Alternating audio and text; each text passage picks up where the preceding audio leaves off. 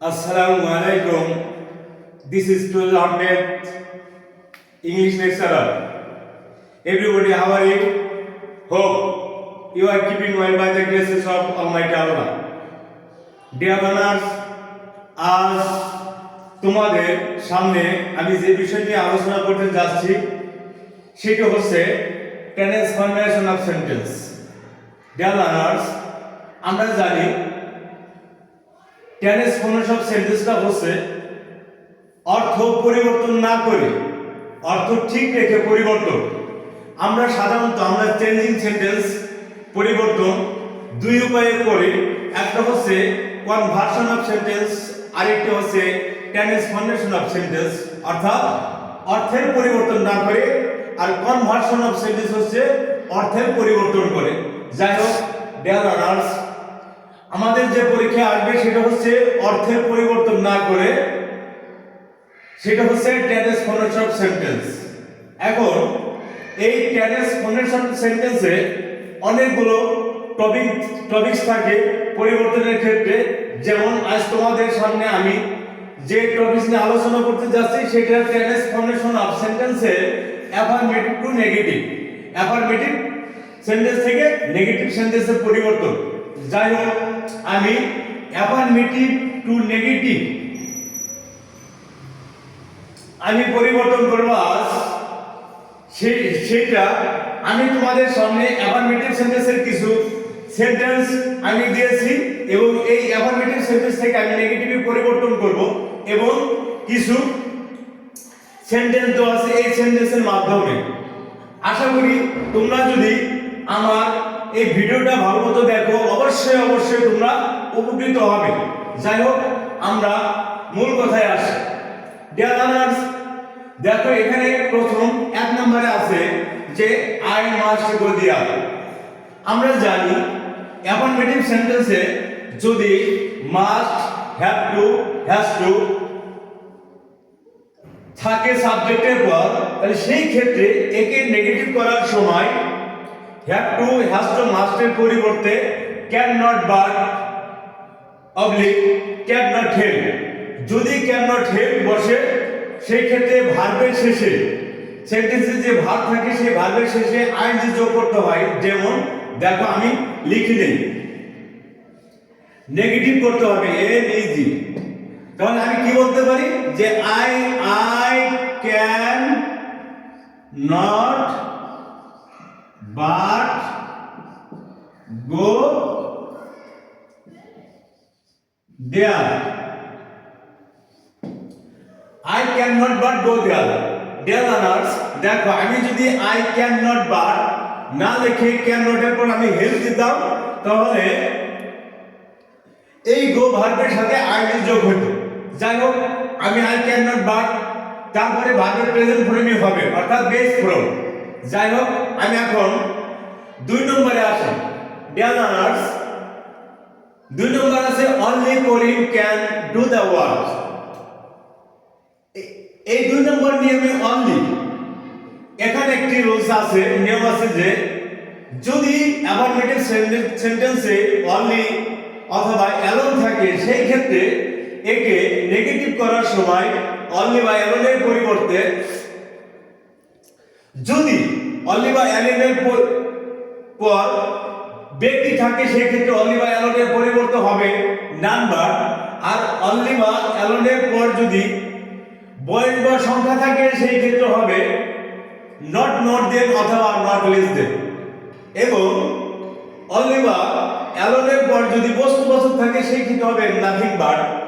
যেহেতু dear learners, যেহেতু এখানে ব্যক্তিবাচক আছে, তাহলে সেই ক্ষেত্রে আমি অনলি পরিবর্তে আমি দিতে পারি কি নান বাট।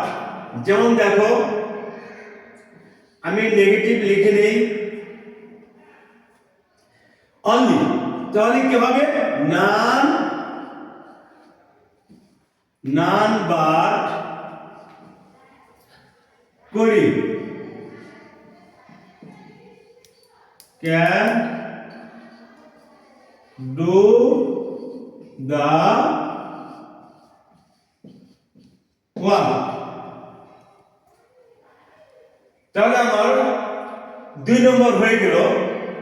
দেখো কেন আমরা যে এমনিতেই কিন্তু আমরা সেন্টেন্সটা বললে আমরা বুঝতে পারি যে আসলে অর্থ পরিবর্তন না করে যে আমি চেঞ্জিং করতেছি অ্যাফার্মেটিভ থেকে নেগেটিভ, যে অর্থটা একই থাকে। কিভাবে থাকে দেখো, এখানে বলা বলা হচ্ছে যে only Karim can do the work, এর অর্থ হচ্ছে একমাত্র করিমই কাজটি করতে পারে।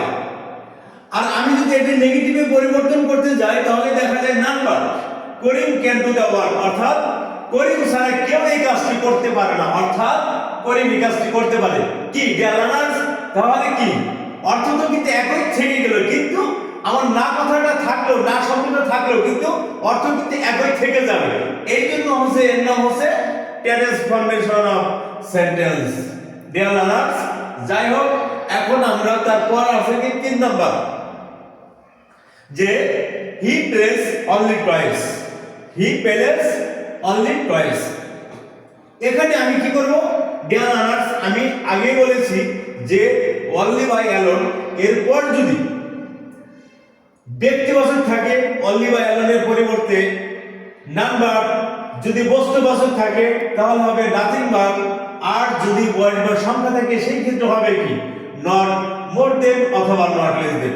ডিয়ার লার্নার্স, লক্ষ্য করো যে টয়েস, টয়টা কি খেলনা, এটা কি বস্তুবাচক, তাহলে এখানে আমি অনলির পরিবর্তে কি দিতে পারি, অনলির পরিবর্তে দেব নাথিং বাট। তাহলে দেখো আমি লিখে দেই হি প্লেস, অনলির পরে আমি দেব কি পরিবর্তে দেব nothing but, he plays nothing but toys.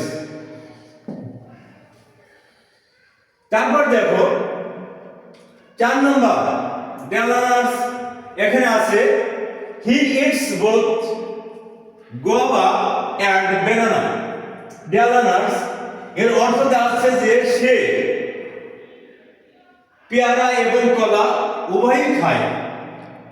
এখন আমি একে যদি আমি নেগেটিভে পরিবর্তন করতে যাই ডিয়ার লার্নার্স, আমরা জানি যদি অ্যাফার্মেটিভ সেন্টেন্সে বোথ ডট ডট এন্ড থাকে তাহলে একে নেগেটিভে পরিবর্তনের সময় বোথের পরিবর্তে নট অনলি বসে এবং এন্ড এর পরিবর্তে বাট অলসো বসে, এবং অন্যান্য ওয়ার্ডগুলো কি অপরিবর্তিত থাকবে।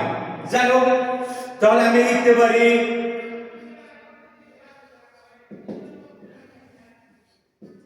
He eats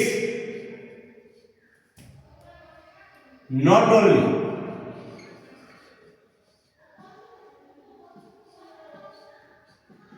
he eats not only guava and এর পরিবর্তে দেব আমি but also, he eats not only guava but also banana। এর অর্থ দাঁড়ায় সে শুধু পেয়ারাই খায় না, কলাও খায়, অর্থাৎ সে দুটিই খায়। তারপর দেখো 5 নম্বরে করিম ইজ অনলি 10 ইয়ার্স ওল্ড। এই ক্ষেত্রে আমি কি করব দেখো নেগেটিভ,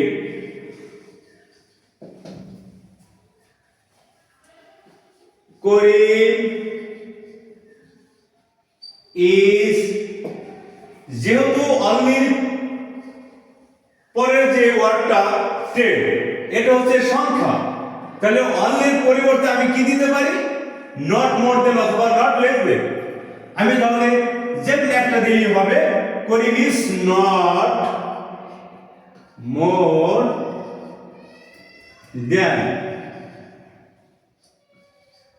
10 ইয়ার্স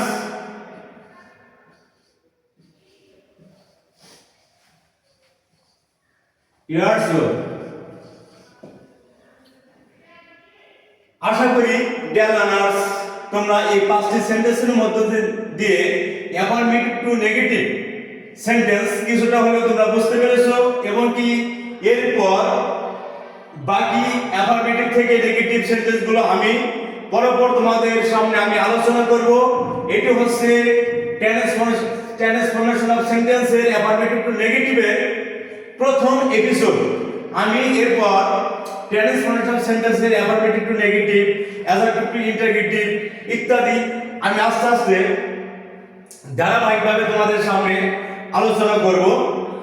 অবশ্যই তোমরা যদি আমার ভিডিওটা তোমরা দেখো, অবশ্যই তোমরা ভিডিও থেকে কিছুটা হলেও উপকৃত হবে এবং আমার ভিডিও দেখে তোমাদের যদি ভালো লেগে থাকে ডিয়ার লার্নার্স, তাহলে তোমরা বেশি বেশি সাবস্ক্রাইব করবা, শেয়ার করবা, কমেন্ট করবা, যাতে আমি পরবর্তী ভিডিও তৈরি করার নিজে থেকে আমি উৎসাহ খুঁজে পাই। তাহলে আজকে এই পর্যন্তই আমি সমাপ্তি ঘোষণা করছি। আল্লাহ হাফেজ। ডিয়ার